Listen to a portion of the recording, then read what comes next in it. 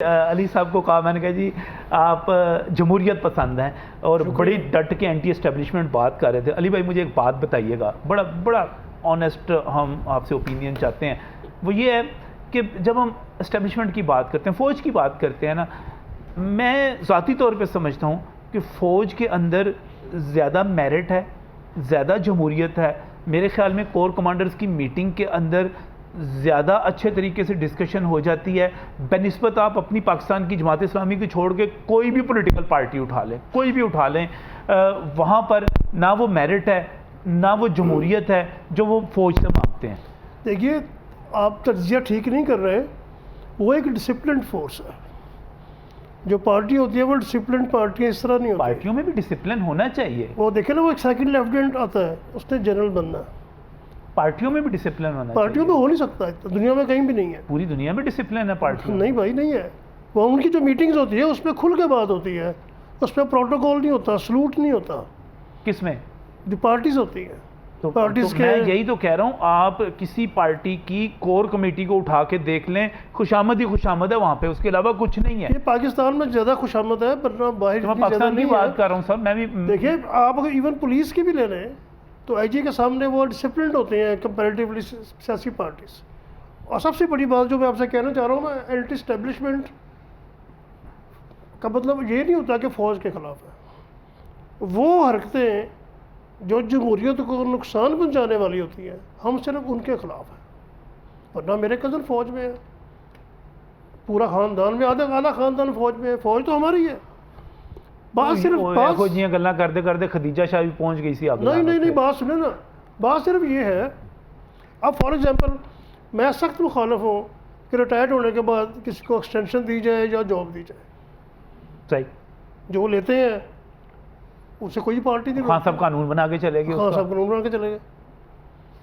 आज आप उनका मुकदमा लड़ रहे हैं। नहीं, मैं उनका मुकदमा नहीं लड़ रहा, वो जमहूरियत का वो इनका करना, इन्होंने लड़ना, ये उनकी पार्टी। ये उतना मुकदमा नहीं लड़ रहे जितना आप लड़ रहे हैं। मुझे ज़्यादा मुश्किल तो आपके साथ डायलॉग करते हुए है। देखिए, मैंने खान साहब की सपोर्ट सिर्फ इसलिए की थी 2013 में भी कि पीपल्स पार्टी की गवर्नमेंट और नून लीग की गवर्नमेंट को हम 40 साल से देख रहे हैं। अच्छा, बार बार आते थे, चाह पूरा हो गया? कुछ भी नहीं हुआ। और खान साहब ने देखे भी चाह पूरा हो गया। मैं वही पूछ रहे हैं, चाह पूरा हो गया? चौथी जमात लबना जा रहे हो को हो रहा है।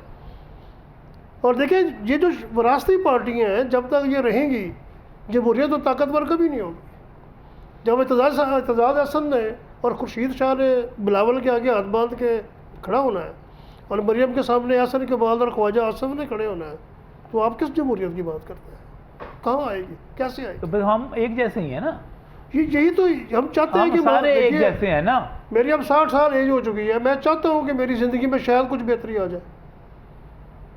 आप बिलीव करेंगे कि मेरे बेटों के 90% क्लास पे लोग मुल्क छोड़ के चले गए हैं। दुख होता है इतना इस बात पे। हमारा टैलेंट बाहर जा रहा है,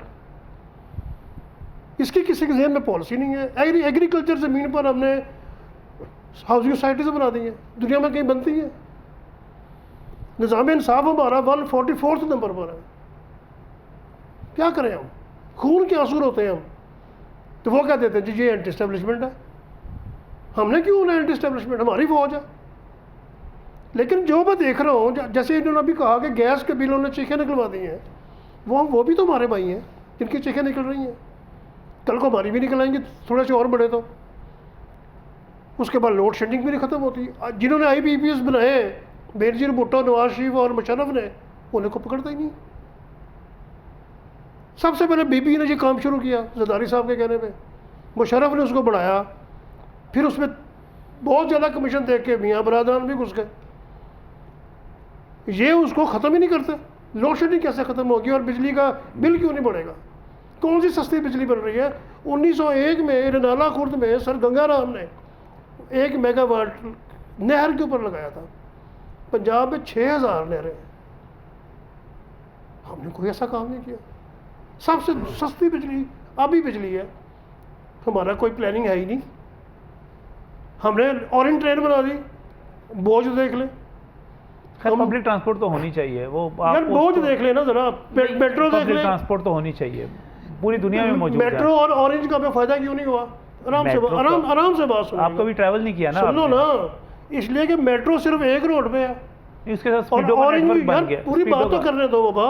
तो अगर आप बैंकॉक या मैंने। अगर आप दिल्ली में जाएंगे ना ट्रेन पर, वो आपको पूरे दिल्ली में लेके जाती है।